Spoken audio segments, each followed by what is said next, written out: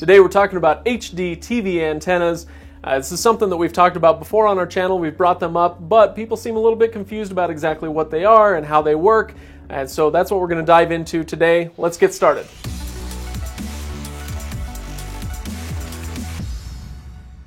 First up on our top 5 HD antennas is the Clearstream Eclipse. This one that I'm holding in my hand right now. The Clearstream Eclipse is the most different aesthetically of all of the top 5 that we're going to be reviewing. The other 4 are all kind of rectangular things that you put up in your window. This one also goes up in your window, but you can see the shape is a little bit different. It is a circle with a hole cut out of it. Is it a big difference? No, it's not. However, when you're putting something up in your living room window, it's nice to know that this is going to let in just a little bit more light, be a little bit less disruptive in your living room. So it's the little things that count. But as for the big things, when it came to performance, the Eclipse outperformed all the others that we tested. When we set this thing up, we were able to get a whopping 74 channels. Now, not all of those are maybe ones that you're going to want to watch, but 74 channels is nevertheless a great count for something that you picked up for 40 bucks on Amazon or Best Buy or wherever you bought it. The other thing that we love about the Eclipse is the detachable cable. When it comes to all of these systems, they attach via coax cable. So this one being detachable is a big plus because your living room configuration may be a little bit different. Having the detachable cable means that you can swap it out for a shorter one or a longer one depending on your needs. Now this one comes with a detachable cable, so does the Mohu Leaf, which we'll get to in just a moment. The other ones that we'll talk about all have attached cables. Number 2 is Vansky. Vansky is sort of the budget option on our list here.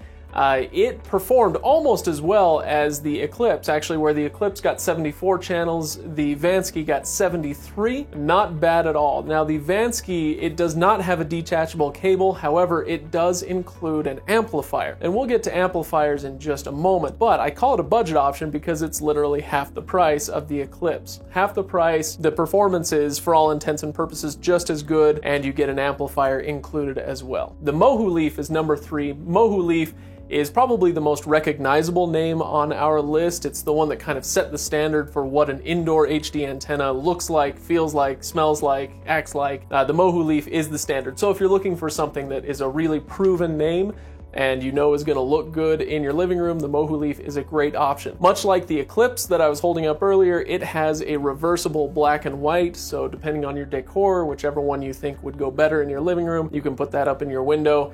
Again, not a big deal maybe, but it's those little things that count.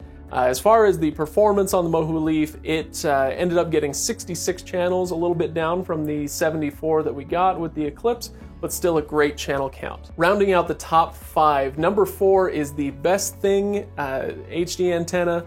Number 5 is the 1x1. Now there's not a huge difference between these two. Honestly, there's not a huge difference between all of them, like I mentioned up top. But I will mention that the number 4, the Best Thing, does have one thing going for it, and that's that in the packaging, you have a stand for that device. Now all of the Best Thing comes standard with a stand. So if for some reason you don't want to put 4, the Best Thing came out with 61 channels, and the 1x1, our number 5 option, came to 58 channels. Now, it is less than what we were getting with the Eclipse and the Vansky and the Mohu Leaf, but all 5 of these really performed pretty well. If you're missing out on channels, there's a good chance that what you're missing out on is a lot of infomercials and that sort of thing. But if you are looking for that, then definitely you want that higher channel count. Now, I promised I would say a word about amplifiers, and I will mention that here. When it comes to amplifiers, the Vansky, the Best Thing, and the 1x1 all include amplifiers in the packaging. It just comes with it. Now, that's nice, but I will say if you do not need an amplifier for your system, don't use it. You would only use an amplifier if you need to boost the ability of your antenna to receive a signal. So if you're living far away, or if there are some obstructions, if you live behind a mountain and the tower is on the other side of it, you may need an amplifier to pick up that signal better. But if you don't need it and you plug in that amplifier and turn that on, it's going to put a lot of signal noise in your system, and so your picture will come through a little bit fuzzier. You don't want that, so if you don't need it, don't use it, but be aware that a few of those systems do come with it. Alright guys, thanks for watching. I will also just mention that this is all based on our tests, and we're broadcasting from Salt Lake City, and so based on whatever market you're in and based on the geography of your location, you may get different results. So what I would suggest is whatever you decide to buy, keep your receipt. Give it a test run for a day or two, see what sort of signal you're getting. And if for some reason you're not quite satisfied with it, go ahead and swap it out for one of the other ones, see if you get better performance. Anyway, if you have any questions or comments, go hit up the comments below and like and subscribe. And thanks for watching, everybody. We'll see you next time.